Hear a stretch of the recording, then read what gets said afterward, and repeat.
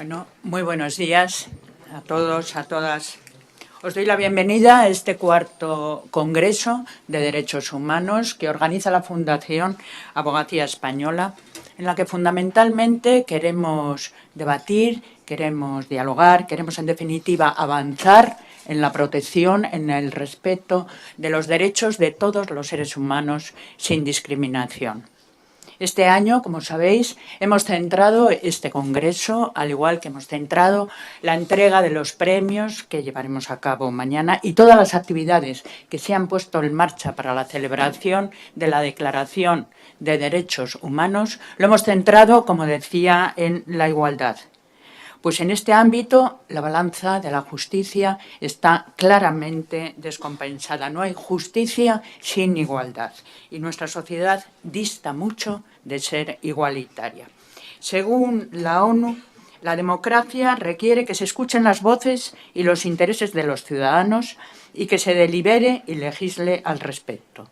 Las mujeres constituyen, dice la ONU, la mitad de la población mundial y, por ende, su voz debe ser escuchada en el proceso democrático. La democracia necesita a las mujeres para preservar su autenticidad y las mujeres necesitan la democracia para cambiar los sistemas y las leyes que les impiden a las sociedades en sus conjuntos lograr la igualdad.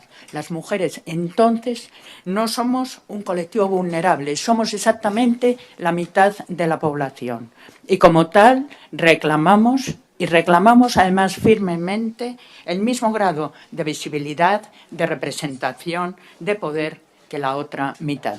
Exigimos que se acabe con la tremenda disparidad salarial. Reivindicamos, en definitiva, nuestros derechos en igualdad.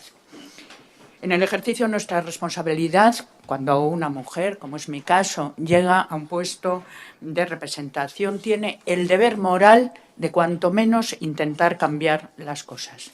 En estos 2 días de congreso vamos a presentar los resultados de la primera gran encuesta que se ha hecho por parte de la Abogacía Española sobre igualdad. Y vamos a presentar también una guía práctica por entender que es desde la formación desde donde seremos capaces de identificar, de eliminar nuestros prejuicios para no trasladarlos en la vida profesional al resto de los clientes. Cada vez que en el ejercicio de nuestra profesión se nos pasa por alto circunstancias que generan o han generado discriminación de una mujer, cada vez que nos dejamos llevar por estereotipos, estamos privando a nuestros clientes de su derecho al acceso a la justicia, porque, como decía antes, no hay justicia sin igualdad.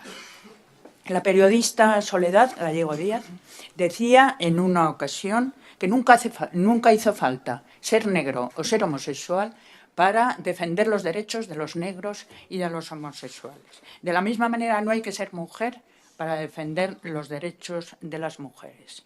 Siempre subrayamos que lo importante es la educación, pero la educación no tiene por qué identificarse exclusivamente con la escuela, sino con la sociedad entera. Hace falta esa sensibilización.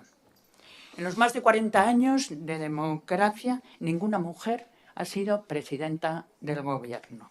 La primera mujer que ocupó un ministerio, que fue el de Cultura, fue Soledad Becerril.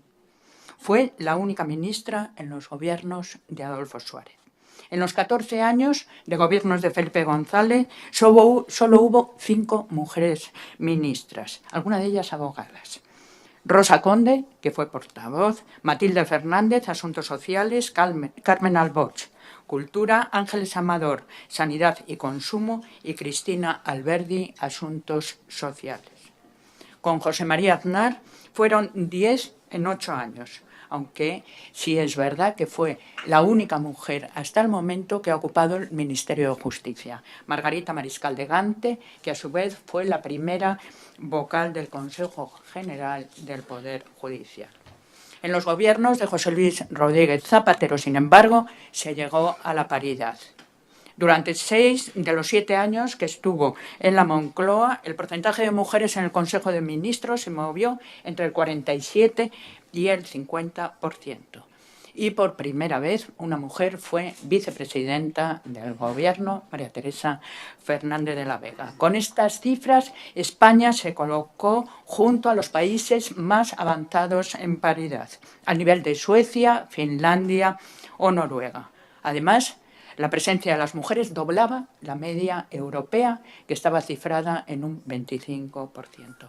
Es imposible no recordar ahora la imagen de Carmen Chacón, abogada también, pasando revista a las tropas como ministra de Defensa, embarazada de 7 meses. Un emocionado recuerdo a su persona. El gobierno de José Luis Rodríguez Zapatero promovió además, como todos sabemos, la Ley de Igualdad, que ha cumplido ahora 10 años, la Ley de Violencia de Género y la ley que permite el matrimonio entre personas del mismo sexo. 3 hitos para la igualdad en nuestro país y que fue modelo para muchos países del entorno. Para hablar de todo esto está aquí esta mañana el presidente Zapatero, un hombre que entendió que la igualdad no es solo cosa de mujeres y que sigue comprometido en hacer y trabajar por un mundo mejor. Muchísimas gracias, José Luis, cuando quieras tienes la palabra. Muchas gracias.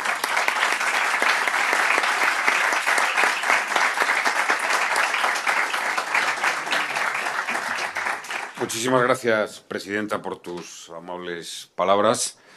Deseo expresar mi satisfacción por estar en el Consejo General de la Abogacía, estar aquí con la abogacía española, por la que siento afecto, reconocimiento, respeto, a la que siempre he considerado un pilar esencial en la construcción, en el desarrollo y en la defensa del Estado de Derecho, y dentro del Estado de Derecho de ese pilar tan trascendental que es la defensa de los derechos fundamentales y de las libertades públicas. La abogacía española tiene una profunda tradición de estar en la vanguardia de esas posiciones, desde aquel Congreso de León en la transición democrática que tuvo un gran impacto para la opinión pública y para la propia abogacía. Y deseaba hacer este reconocimiento, al que se suma mi gratitud por haber sido invitado a este acto. Decía la presidenta que no ha habido hasta ahora ninguna mujer presidente de gobierno, es cierto, pero sí hay ya una presidenta de la abogacía. Por lo tanto, la abogacía ha ido por delante. Ha costado, como en todas las profesiones jurídicas y políticas, donde el predominio histórico de los hombres es abrumador. Cuando uno repasa que las primeras juezas de nuestro país lo son en los años 70, finales de los 70, pues casi le cuesta creérselo. Y hay que asegurar y confirmar y constatar que ese dato es así. Es ahí de donde partimos. Por ello, deseo felicitar a la abogacía que dedique un capítulo tan especial a los temas de igualdad en el contexto de la defensa de los derechos humanos. Si hay algún principio que explica, fundamenta y justifica lo que es el desarrollo de una sociedad democrática, lo que es la extensión de la libertad en un marco de convivencia democrática, es sin duda alguna la aspiración por la igualdad. El valor de la igualdad y el valor de la libertad han coronado las mejores páginas de la historia, han presidido las mejores aportaciones ideológicas de la historia. Pero debemos de decirlo con claridad, la historia se ha equivocado extraordinariamente a la hora de enfocar la igualdad más necesaria, como yo la denomino, la igualdad más necesaria, que es la igualdad entre hombres y mujeres, la igualdad entre mujeres y hombres en derechos. Digamos con nitidez que dentro de las muchas discriminaciones que conoce la historia, la que han sufrido y sufren las mujeres es la más antigua en el tiempo, la que más formas reviste desde la brutal violencia hasta el indeseable paternalismo. Y es la discriminación más primaria, porque a ella siempre se añaden el resto de discriminaciones. Y por tanto, la rectificación que la historia ha comenzado prácticamente a partir de la segunda mitad del siglo pasado y de una manera más intensa en este siglo XXI, la rectificación más importante que la historia ha comenzado es la rectificación en favor de la igualdad de los derechos de género. De los derechos de género. Allí donde han crecido y se desarrollan los derechos de las mujeres y, por tanto, la igualdad de género, se afianza la libertad en la sociedad, se refuerza la cooperación y se extiende la solidaridad. Son principios que están al alcance de cualquier experiencia de las sociedades más avanzadas. Tres son las perspectivas, en mi opinión, que exige abordar la discriminación que sufren y han sufrido de manera intensa las mujeres. La primera de ellas, la más determinante, la más decisiva, la que condiciona a todas las demás, es la discriminación fruto de la violencia de género. El ser víctimas del machismo criminal, el haber contemplado, como hemos contemplado durante siglos, prácticamente durante toda la historia de la humanidad, la aceptación, la tolerancia, la invisibilidad del uso de la fuerza, del abuso, del dominio de hombres hacia mujeres en el ámbito de las relaciones personales y sentimentales. Asombra dar un repaso a la historia. Asombra. Quizá por ello, como leía el otro día, algún historiador analizando la monstruosidad del Holocausto, un historiador y antropólogo, que decía realmente si el ser humano ha sido capaz de hacer esto, los espacios de civilidad que hemos conseguido son casi un milagro.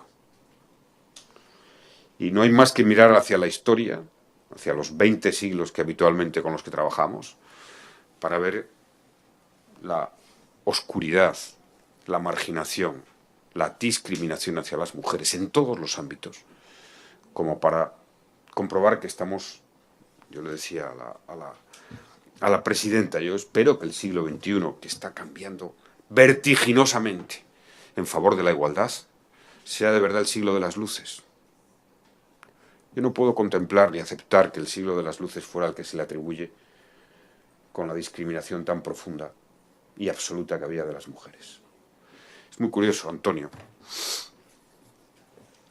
que las dos grandes corrientes ideológicas que han dominado desde el siglo XVIII, XIX, XX, que todavía tienen una gran influencia histórica, como el liberalismo hijo de la Revolución Francesa y de la Ilustración, y el marxismo, solo han coincidido en una cosa, en el machismo, en la discriminación de las mujeres.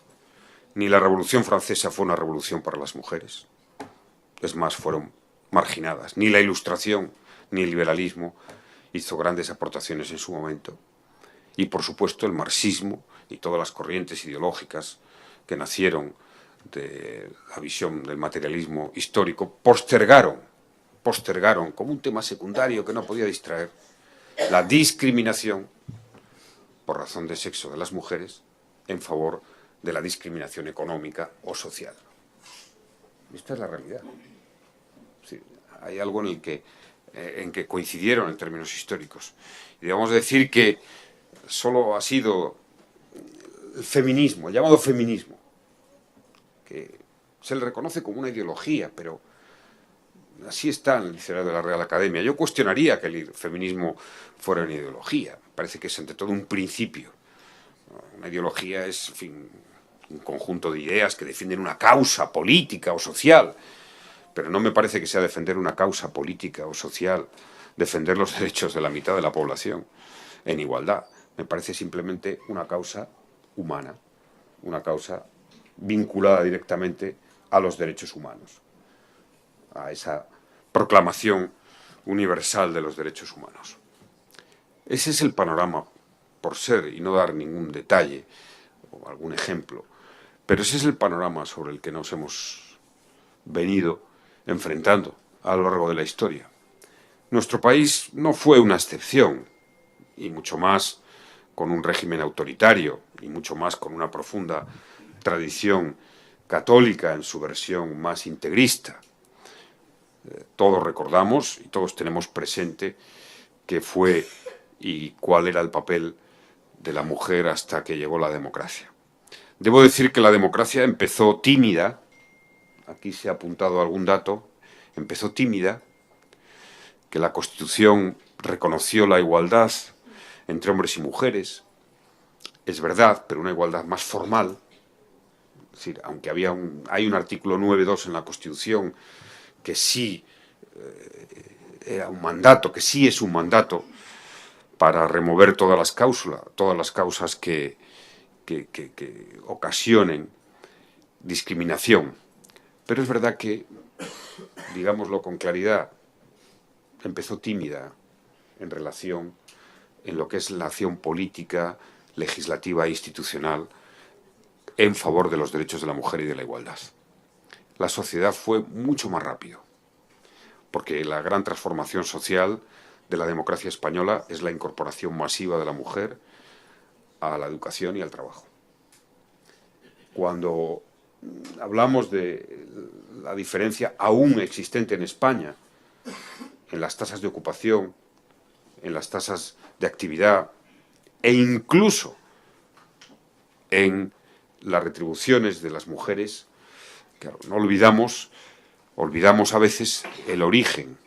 Muchas de esas personas, hoy cada vez menos generacionalmente, muchas de esas personas que han tenido discriminación en muchos ámbitos o que les ha dificultado acceder al empleo, provienen de una España donde todavía el acceso a la educación, los años de escolaridad y el nivel de acceso a estudios universitarios tenía una grandísima discriminación que repercute inevitablemente en todo lo que ha sido el mercado laboral. Hoy en día eso pues es algo distinto, todavía pendiente de profundos cambios, pero algo distinto. En consecuencia, esa es la perspectiva. Y les decía, tres visiones de afrontar la discriminación. El primero, la violencia de género, el uso de la fuerza. Es la más lacerante, la más inaceptable. De ahí provienen todas las discriminaciones. Dos, la que tiene que ver con el ámbito laboral y retributivo. Y tres, la que tiene que ver con el poder. Con la participación y con la libertad. En lo que podríamos llamar un estatuto de autonomía real de la ciudadanía y, en este caso, de las mujeres.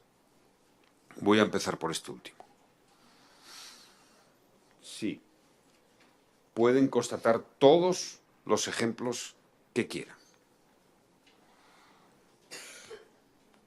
Estados Unidos. Allí donde las salas de decisión existen mujeres, las salas de los tribunales de decisión hay mujeres, el porcentaje de aceptación de causas por discriminación, por razón de sexo, se duplica en relación con los tribunales donde no hay mujeres. Con la llegada de las primeras parlamentarias en Estados Unidos, Francia, la consecuencia más inmediata fue la mejora de los programas de salud. Estoy hablando de algún apunte histórico, fundamentalmente de los programas destinados a la atención de la maternidad, a la atención de la natalidad, y ahí es donde empieza en términos históricos, la reducción básicamente de los riesgos de maternidad. Pero podríamos ir aquí a algún ejemplo más cercano. En las corporaciones locales, en los ayuntamientos, donde hay más presencia de mujeres en España, informes que están al alcance de todos, hay más gasto en política social y especialmente en política de conciliación, en política de escuelas infantiles, en política de servicios sociales, en definitiva. Y les diré mi experiencia directa. ¿Alguien piensa que si en mi gobierno no hubiera habido tantas mujeres como hombres, hubiéramos aprobado las leyes que aprobamos? Yo tenía la voluntad, pero también había resistencias, especialmente en algunas de ellas. Y no tengo ninguna duda que gracias a que tenía ahí la mitad del Consejo de Ministros en primer tiempo de saludo, gracias por acordarte de Carmen Chacón, extraordinaria ministra y militante de la causa feminista, pues seguramente si no hubiéramos tenido esa mitad de mujeres en el Consejo de Ministros no hubiéramos aprobado la primera ley, la ley contra la violencia de género. Cuando he situado que la primera causa de esas tres perspectivas de la ley contra la violencia de género explica por qué fue la primera ley que aprobó mi gobierno. Contenía todo un mensaje político. La gran deuda histórica de las democracias y de las sociedades es la deuda que hay con los derechos de las mujeres. La primera, la gran deuda. Y dentro de ellas, con la violencia de género. Esa ley supuso dos cambios cualitativos fundamentales. Uno, que la violencia hacia las mujeres en las relaciones sentimentales dejó de ser una violencia doméstica para ser un asunto público de primera magnitud.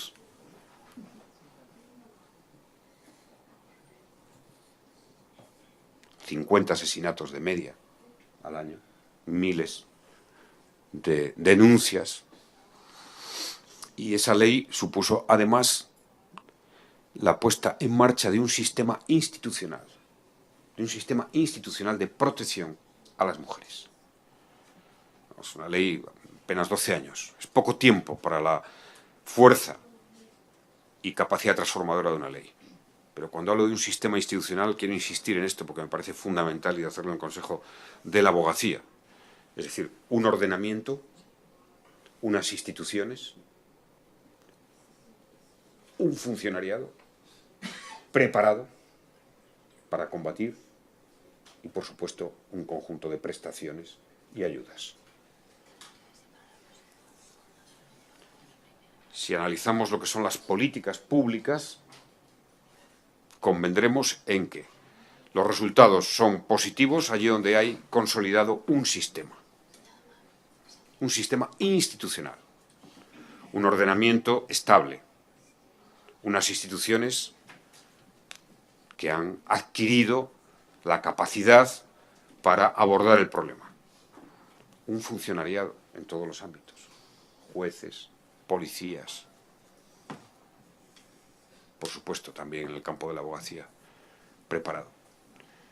Y esto es lo que la ley contra la violencia de género ha puesto en marcha, además de prestaciones, además de fortalecimiento de las ayudas sociales, que por supuesto con el pacto que se ha logrado, con el pacto integral, el pacto de Estado, se van a mejorar. Pero fue un cambio decisivo. Un cambio decisivo. Hay pocos países. Nuestra ley fue ejemplo. Fíjense que en los últimos 20 años hay más de 50 leyes que se han hecho en el mundo contra la violencia de género. En los últimos, tan solo los últimos 20 años. La nuestra fue una ley pionera. Yo quiero recordar aquí a todas las mujeres que trabajaron duramente, asociaciones feministas, juristas, en favor de esa ley, que necesitará consolidación en el tiempo para dar sus efectos como otras muchas leyes. Pero hay un código ya, hay un sistema. En segundo lugar, Les decía, la perspectiva del poder y la perspectiva sociolaboral. Nosotros abordamos con ambición esos dos grandes temas en una ley de igualdad, en un código de la igualdad. Una ley que tiene 10 años y que, permítanme que diga algo en voz baja, con modestia, creo que es la ley más ambiciosa y completa que mi gobierno puso en marcha y logró la aprobación del Parlamento. Es la ley más ambiciosa y completa. Una ley que supuso una visión de los fundamentos de la igualdad desde la perspectiva de género en todos los campos normativos, sociales e institucionales. Creo que la perspectiva de género aparece citada, la igualdad de género, en 42 veces en la ley. Que hay una normativización clara de lo que es el derecho a la no discriminación, y con un contenido de titularidad universal de ese derecho, y que hay una objetivación de todas las normas en todos los campos. Podría ser exhaustivo, pero son muy grandes, son muy amplios, desde una clarificación del concepto de acoso sexual, al principio de transversalidad, a una nueva concepción de la igualdad en todo el campo político de las políticas sociolaborales, y eso se hizo no con leyes sectoriales, se hizo con una ley, con un gran código de la igualdad que, insisto, por no ser demasiado exhaustivo, abarcó todos los campos. Es una ley que releo de vez en cuando y que siempre pido en cualquier comparecencia pública, en cualquier foro público, pido que se reflexione sobre su contenido, sobre todo porque para los actores, administraciones, jueces y tribunales, y por supuesto también abogados, contiene una riqueza de instrumentos, de palancas en favor de la igualdad que aún, en mi opinión, tienen que dar y pueden dar mucho recorrido. Como les decía, esta ley modificó buena parte del ordenamiento jurídico. Su parte de disposiciones adicionales, que creo que es de una extraordinaria riqueza. Bueno, es conocida básicamente porque introdujo el permiso de paternidad por primera vez en la historia de nuestro país, o porque estableció el principio paritario en la participación democrática, en los ámbitos electorales, porque estableció el objetivo también de la participación paritaria en los consejos de administración, no de manera obligatoria.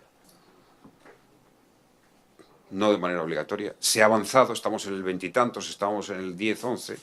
Yo espero que se establezca conforme al marco europeo. Nuestras empresas se sentían amenazadas por la obligatoriedad de esto, pero yo espero y deseo que en pocos años también la paridad plena se produzca en los consejos de administración, desde luego del IBEX y de las grandes empresas, porque también ahí se avanza mucho en lo que es ámbitos de dirección, de directivos. También ahí es determinante.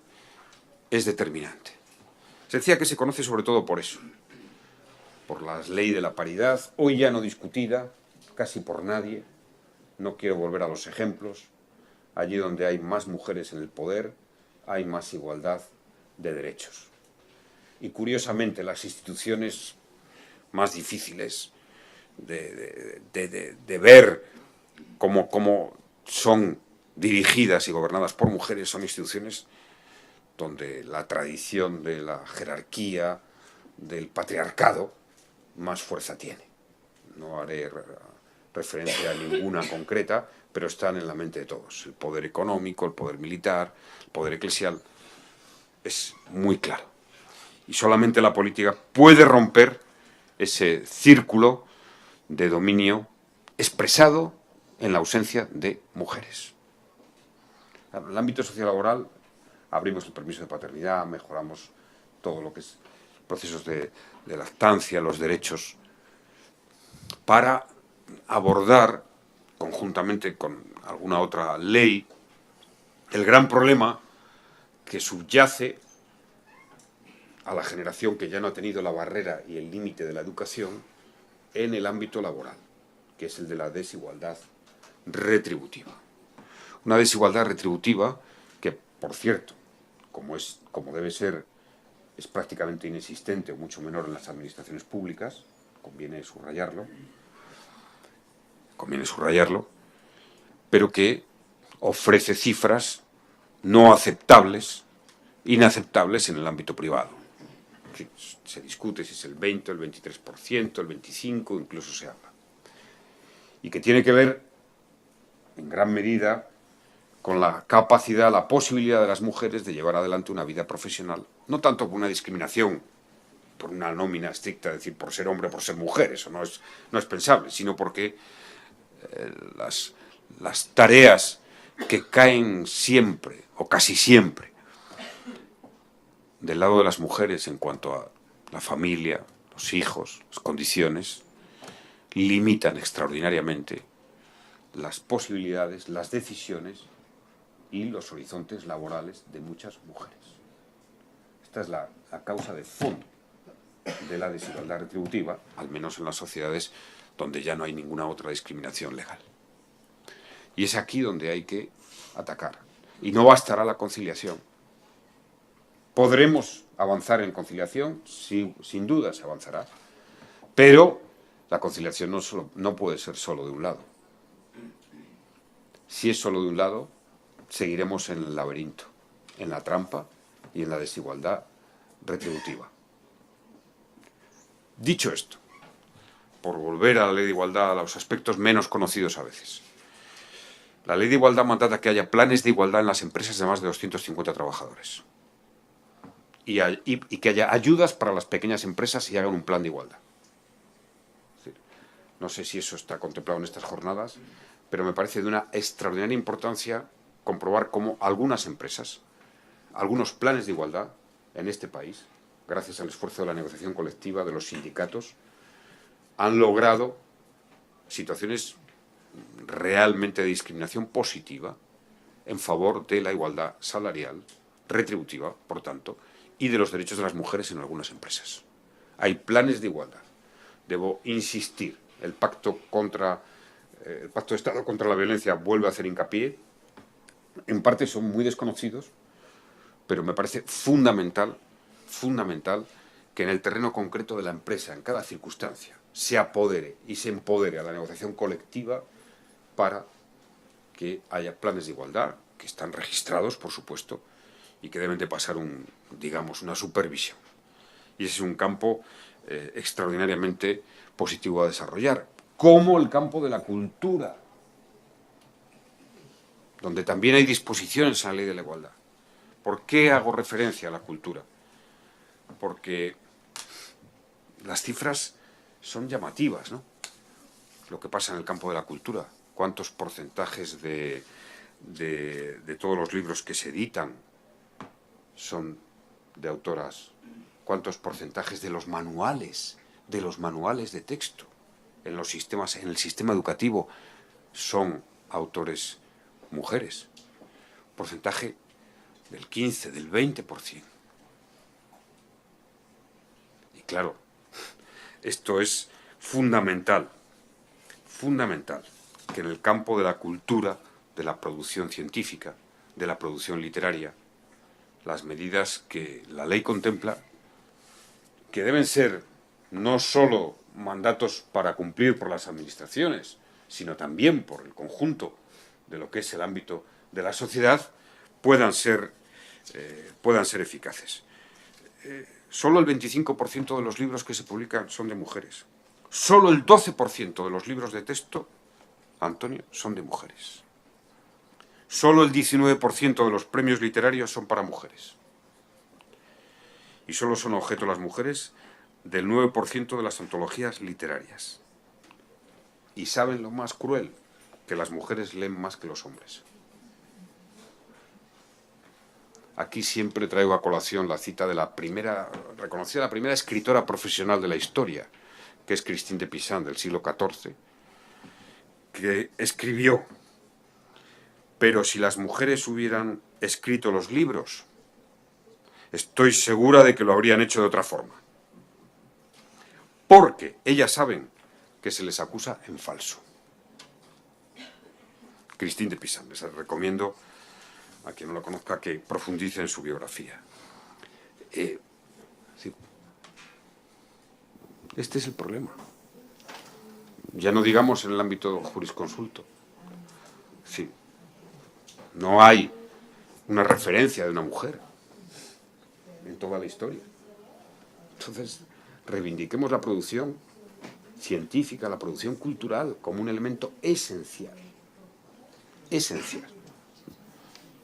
Seguramente si avanzara la obligación de que las editoriales tuvieran paridad de publicación, o las editoriales científicas paridad a la hora de las publicaciones, sería una provocación, ¿no? Podría ser acusado de un feminista radical, ¿no? Que ya ha sido acusado alguna vez. Pero mientras esto siga en estos porcentajes, pues muchas de las barreras que tienen que ver con los prejuicios, que tienen que ver con todos los estigmas que inevitablemente, culturalmente, casi genéticamente, lamentablemente, ha ido comportando el machismo y se nos ha ido inoculando a los hombres, estarán presentes. Y esto está en la ley de igualdad. Y debe estar en la reflexión social. Me parece que es fundamental que situemos la cultura, la producción cultural, la producción científica en todos los ámbitos, y no digamos en el jurídico. En el jurídico es esencial. La ley de igualdad hizo una gran transformación, creo que en esta casa hay que decirlo, una gran transformación en favor de la igualdad en el ámbito judicial, del Consejo General del Poder Judicial, con la creación de una Comisión de Igualdad, en los planes de estudio, en la formación, etc. Pero hace tan solo 10 años.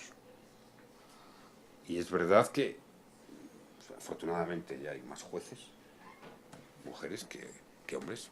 Hay más, pero muy pocas en el Supremo, muy pocas presidentas de Tribunales Superiores de Justicia. Bueno, el argumento es que el tiempo, ¿no?, la carrera. Vamos a ver. Ya tenía que haber en la cúpula de la justicia, por tiempo, ya tenía que haber bastante más mujeres. Entonces, no sé qué dirían los miembros del Supremo si a alguien se le ocurre establecer la paridad en el Supremo. Pero al menos no dejemos de decirlo una y otra vez. Porque, como indiqué hace un rato, está demostrado, este es un estudio de Estados Unidos, de la consecuencia que hay de que haya mujeres en las secciones de los tribunales o no en los temas de igualdad de derechos y discriminación. Y esto es así. Bien. La ley de igualdad se completó con otras leyes, ¿no?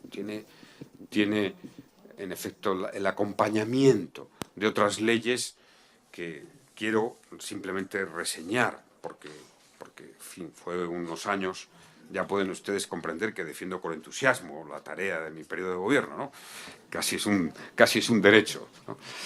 Pero se completó con otras leyes, junto a la ley de violencia de género, la ley de igualdad, que insisto, yo es la que pondría en primer lugar, la ley, sin duda alguna, que ensanchó la libertad y la igualdad.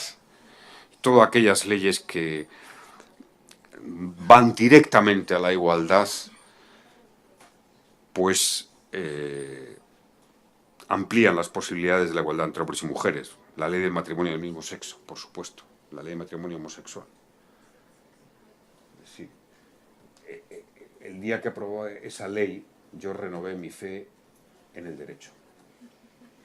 Como jurista. Siempre he tenido, en fin, una vocación secreta de jurista, no tanto como político, les engañaría a ustedes, pero sí tengo una vocación secreta de jurista. Porque es impresionante que cambiar 19 palabras, tan solo 19 palabras en el Código Civil, ese Código Civil, por cierto, napoleónico, bastante en su origen machista, digámoslo todo, brillante desde el punto de vista del derecho civil, pero machista.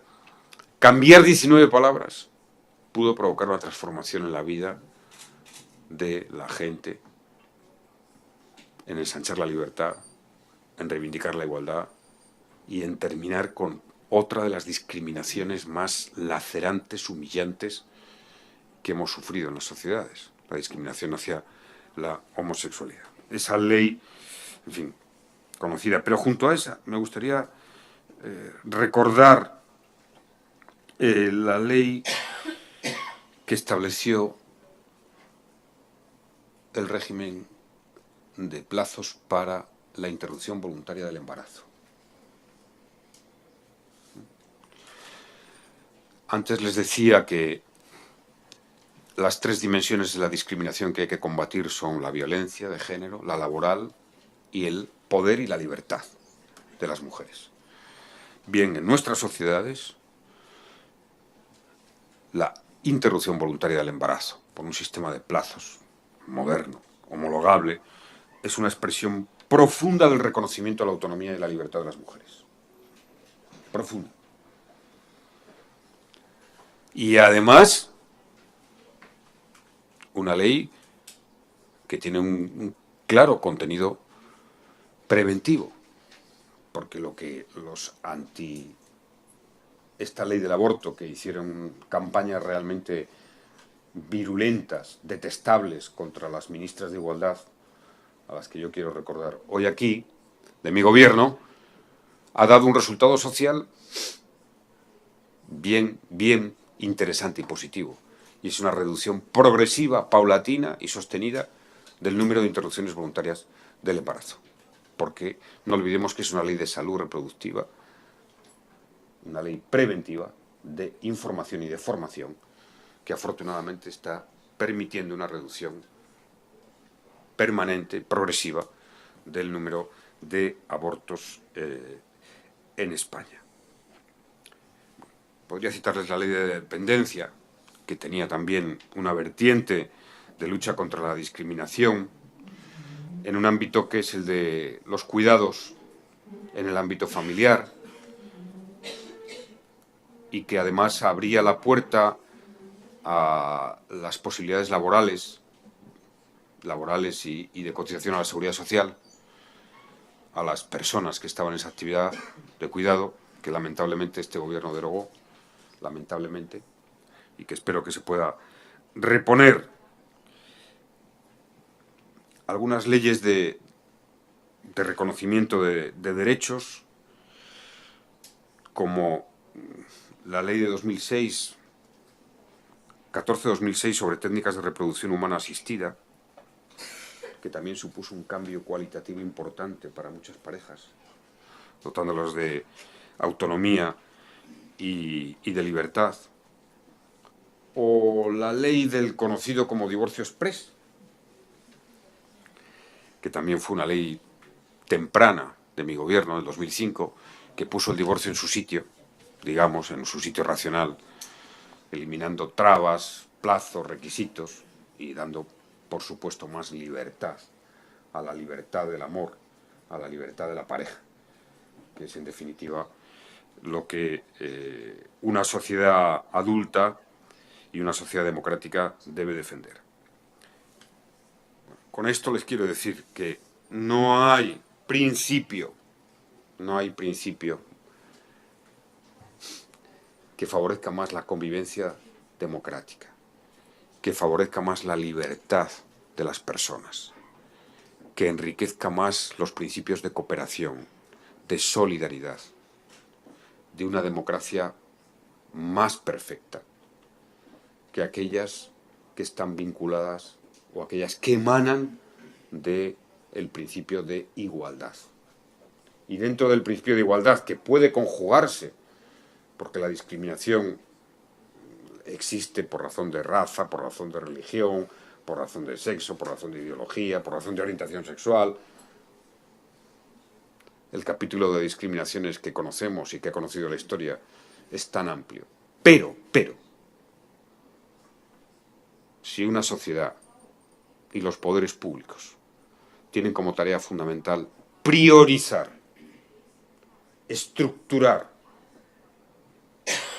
y hacer de una política transversal una columna esencial de las transformaciones y del cambio, no hay ninguna duda que todo lo que sea conjugar la igualdad de derechos de género, la igualdad de mujeres, de las mujeres hacia los hombres, la igualdad no ante la ley, sino la igualdad en la ley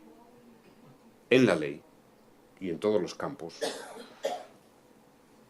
es sin duda alguna el camino más fértil. Los abogados y la abogacía lo saben muy bien. El Estado de Derecho es lucha por el Estado de Derecho.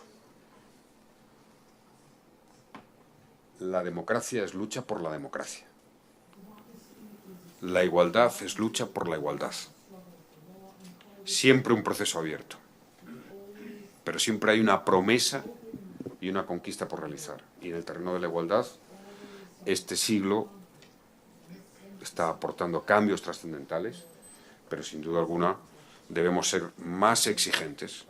Si nos comparamos con los 20 siglos anteriores, en fin,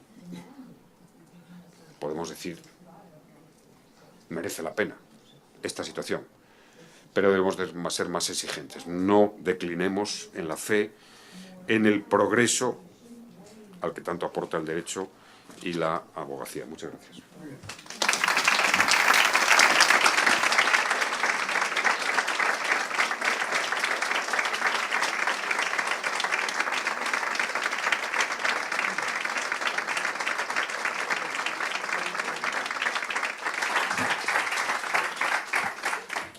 Bueno, José Luis Rodríguez Zapatero nos ha hecho un repaso de, creo que lo has llamado, la igualdad más necesaria, desde diversas perspectivas, desde la perspectiva de violencia de género, la perspectiva laboral, la perspectiva de poder y libertad.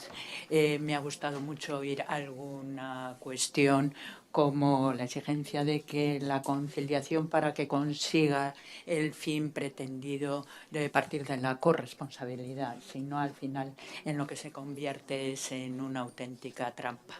Hemos visto toda la evolución normativa, creo que hemos visto también la necesidad de su desarrollo en muchos ámbitos. Te puedo asegurar que todos tenemos grabado la imagen de la apertura del año judicial con la Sala de Gobierno, el Tribunal Supremo y el Rey, en la cual un año tras otro no hay nunca ninguna mujer y es una foto que da la vuelta al mundo. Luego, claro, es muy curioso porque en lo que señalabas en literatura, te diría en el cine, pero igual en las empresas del IBEX, de las presidentas y consejeras delegadas no sabemos nombres y apellidos, todos. Mira, la ventaja que tienen, todo el mundo los conoce del limitado que es ese campo. Es verdad, claro que hay mucho que avanzar, pero nos ha dejado una ilusión, nos ha dejado la ilusión de que nos convirtamos efectivamente en el siglo de las luces, porque hayamos conseguido la igualdad efectiva. Yo creo, soy consciente de que nos pasaríamos, vamos, la mañana y la tarde, no solo preguntando, sino dialogando sobre el asunto. Lo que pasa es que José Luis ha venido a la inauguración, no a celebrar el Congreso el entero, ¿verdad? Con ellos quiero decir que si queréis alguna pregunta necesariamente ha de ser breve porque luego continuamos. Sí, por favor. Sí. Señor. Bueno, por supuesto agradecer al presidente las leyes, el trabajo. Yo tuve la fortuna de estar en la primera reunión de organizaciones de mujeres en el 2004, precisamente, para hablar de las leyes. Y quisiera pues preguntarle algo de actualidad, ¿no? decir, ¿qué le parece a usted que se haya dejado, por ejemplo, a la Asociación de Mujeres Constitucionalistas Españolas fuera del debate y de la consulta constitucional, ¿no? En fin, gracias por las palabras voy a hacer una confesión. Según he estado repasando para preparar esta intervención la Ley de Igualdad y las decisiones que tomamos y cuando he hecho algún elemento provocador en esta charla sobre la paridad en el Supremo o en el Constitucional, es decir, no era solo una provocación, era una reflexión. Quiero decir que quiero decir que si yo tuviera que hacerme ahora una autocrítica, o sea, fui en su día muy crítico, o sea, en su día más bien fui un presidente y mi gobierno pareció muy avanzado, ¿no? En materia de leyes de naturaleza en favor de la igualdad, fui avanzado. Pues bueno, si yo ahora me hiciera una autocrítica, diría, tenía que haber sido más. Si ahora tuviera que decir, pues debería haber sido más. Esto del IBEX, y afortunadamente las empresas están cambiando más rápido que en otros ámbitos, ¿eh? Eso es así. No, me parece muy mal. Yo creo que, yo le decía precisamente hace un momento a la presidenta de la abogacía que en el debate de la reforma constitucional ahí es verdad que parece que está muy centrado en el tema territorial, con toda la dificultad que va a suponer la posibilidad de hacer una reforma en ese campo. Pero, sin duda alguna, la Constitución, por su propia naturaleza, nace, la Constitución es la casa de los derechos, es la casa de los derechos y libertades fundamentales. O sea, si uno tiene que decir, ¿qué es el constitucionalismo? Son dos cosas, ¿no? Uno, reconocimiento de derechos, ahí es el origen, ¿no?, ante el poder, y dos, límites al poder, contrapesos y límites al poder, porque el poder tiende a ser, en fin, hay que ser muy contenido en el poder, ¿no? Entonces me parece fundamental que todo el tema relativo a los derechos sea un capítulo que se debata, y dentro de ella, pues lógicamente los constitucionalistas y la abogacía tienen que tener un gran papel, y no entiendo por qué se ha dejado fuera a la Asociación de Mujeres Constitucionalistas, pero supongo que eso se podrá recuperar, ¿no? Sí, seguro que sí. ¿Alguna otra pregunta? ¿Ninguna otra pregunta? No me creo. Bueno, No. no me creo. Sí, allá, por favor. Muchas gracias. Buenos días. Gracias por lo que le toca por la Ley de Igualdad y, sobre todo, gracias por el reconocimiento que ha hecho a sus compañeras como valedoras de esa ley. Yo también creo que sin tantas mujeres no hubiera sido capaz llevar a cabo la aprobación de esta ley. Así que... Y una pregunta ahora, autocrítica, cuando comentabas antes que había habido, posiblemente, se tenía que haber avanzado más o que la ley tenía contemplado más. Yo noto una carencia en la Ley de Igualdad y es la obligatoriedad y es la imposición. Lamentablemente, hemos visto que sin esa imposición muchas de las cosas que contempla, que son fantásticas, no se han materializado. ¿No crees que debería haber habido un poquito más de, no sé, de dureza, a lo mejor, en la ley a ese respecto? Pero cuando yo antes invocaba que la Ley de Igualdad, como algunas otras leyes de derechos que en efecto, claro, todo derecho exige una configuración legal de su contenido, de su titularidad, una acción procesal, en fin, una regulación muy específica que ciertamente, para configurar una acción, ¿no?, que ciertamente en determinados campos, que son bastante abstractos, socialmente considerados, no es fácil la determinación. Eso no impide, que esto es donde creo que la abogacía puede ser rompedora y hacer grandes aportaciones, porque además hay ya jurisprudencia en ese sentido alguna, no impide que se ejerciten acciones judiciales para exigir la obligatoriedad de mandatos o principios que están en las leyes y que tienen que ver con la no discriminación. Y hay jurisprudencia, sobre todo en el ámbito laboral, bien interesante, bien interesante. Por eso que es fundamental la formación jurídica, los planes, y desde luego, normalmente yo los que conozco, claro, las sentencias que conozco en ese sentido, que son, entre comillas, innovadoras, aperturistas, que reconocen de un principio la consagración de un derecho exigible, tienen que ver mucho también con la presencia de mujeres en esas salas. No solo es el campo relativo a la igualdad y a la no discriminación, por ejemplo, el campo de los derechos sociales, todo lo que tiene que ver con la no discriminación por razón de discapacidad, etcétera. Bueno, ahí también, y en relación con los poderes públicos, la gestión, las prestaciones, ahí también hay un campo que está siendo un campo que es un campo novedoso para la abogacía de, digamos, conquistas, de confirmación de derechos que en principio no tienen una garantía estricta, una regulación precisa por parte de los tribunales. Y es un campo, este sí que es un campo propio de, bueno, seguro que lo tenéis muy trabajado, de la abogacía. Hay dos campos, en el campo de la igualdad y en el campo social. Y van a ser crecientes, van a ser crecientes. Sucede en parte y creo que en el desarrollo de la ley de la dependencia tenemos muchos ejemplos. Luego, claro, hay diferencias en la configuración jurisprudencial. Y luego hay mandatos claramente exigibles que, en fin, no siempre se han confirmado por los tribunales.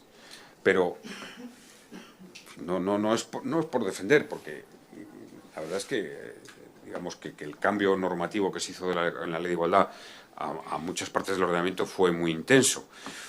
Pero creo que la Ley de Igualdad, y no solo la Ley de Igualdad, contiene un potencial mayor del que a veces en determinados campos somos conscientes. Ahora, ese potencial es verdad, depende en gran medida de un clima judicial y un clima jurisprudencial que, insisto, hay sentencias, las tengo aquí algunas de ellas recogidas, interesantísimas, en el campo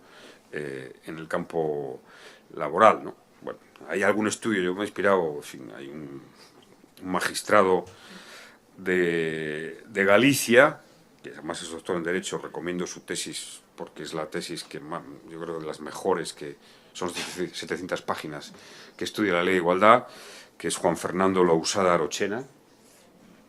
Juan Fernando Lousada Arochena estuvo en la elaboración de la ley, y claro, como se nota, ¿no? Es magistrado y su tesis doctoral es sobre precisamente la ley de igualdad, específicamente en el campo laboral. Y claro, bueno, descubres que ha habido muchas sentencias muy importantes que han reconocido derechos en el campo laboral a la no discriminación, amparándose en principios de la ley. Que es que si uno recoge, si vas al artículo 1, claro, es que el artículo 1 de la ley es donde establece el principio de no discriminación, y que lo que es la no discriminación es un mandato a los jueces ante cualquier supuesto concreto. Es un mandato en su aplicación y a las administraciones. Y son principios de actuación de todos los poderes públicos que regula derechos y deberes de las personas. Es decir, yo siempre cuando me preguntan, me piden algún consejo en el ámbito de la política, digo, ¿qué consejo nos podría dar, presidente? Y tal, yo siempre digo, leer y releer. Porque casi todo está, de verdad. ¿No? Relee la ley de igualdad y siempre encuentra los comentarios. Me parece fundamental. Pero bueno, esta ley creo que será una ley que no se atreva nadie a derogar y será difícil cambiarla, pero se puede perfeccionar. Y yo creo que ese es uno de los campos propios para que la abogacía en seminarios y debates profundice, intentando bien orientar una jurisprudencia o dos, alguna reforma legislativa. ¿Alguna última pregunta?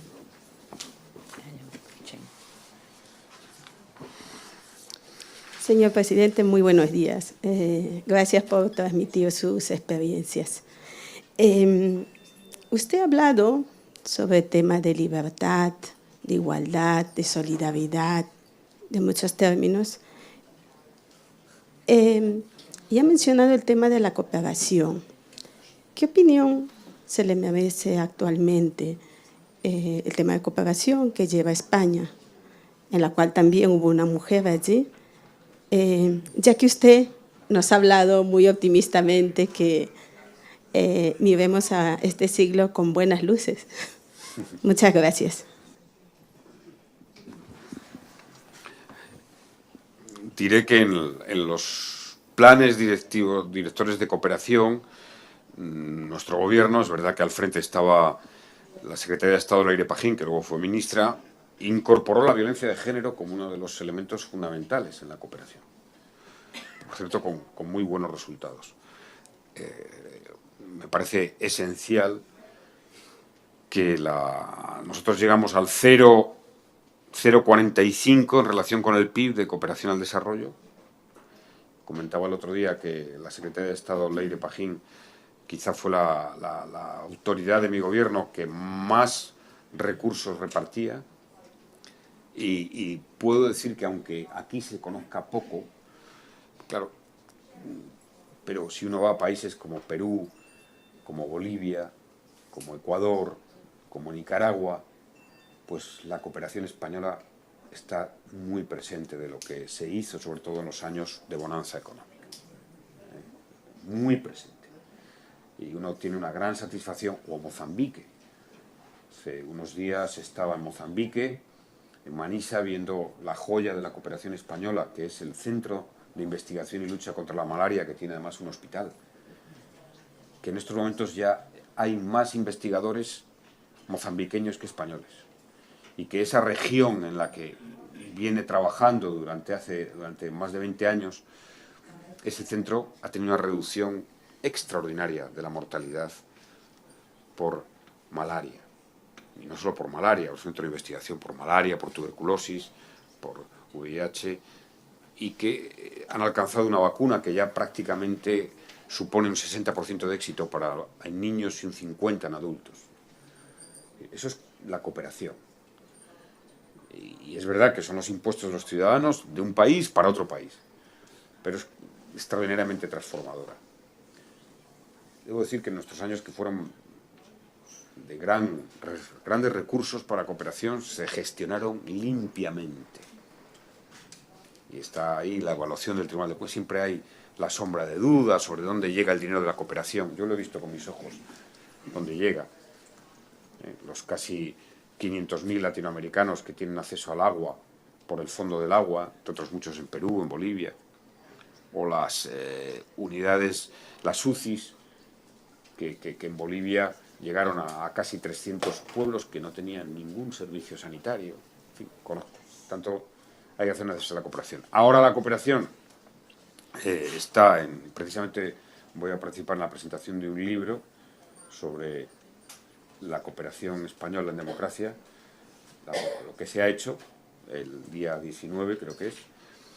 Ahora están horas bajas porque la crisis económica ha dado muy duro, pero ahora que ya la economía se está recuperando, que las cuentas públicas, yo voy viendo los ingresos y pues, afortunadamente estamos en una situación mejor que hace 4 o 5 años, deberíamos de tener también una clara conciencia a favor de que se incrementen los proyectos de cooperación. Son transformadores.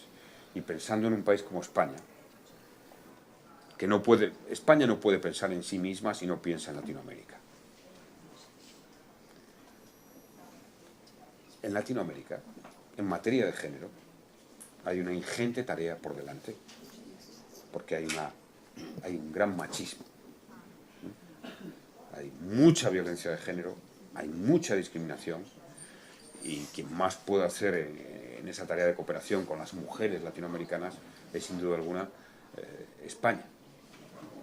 Me parece que es esencial. Muchísimas gracias, presidente.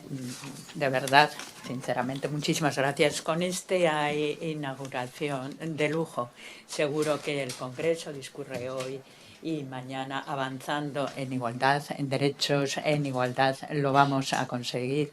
Conseguiremos el siglo de las luces. Muchas gracias. Muy bien, gracias.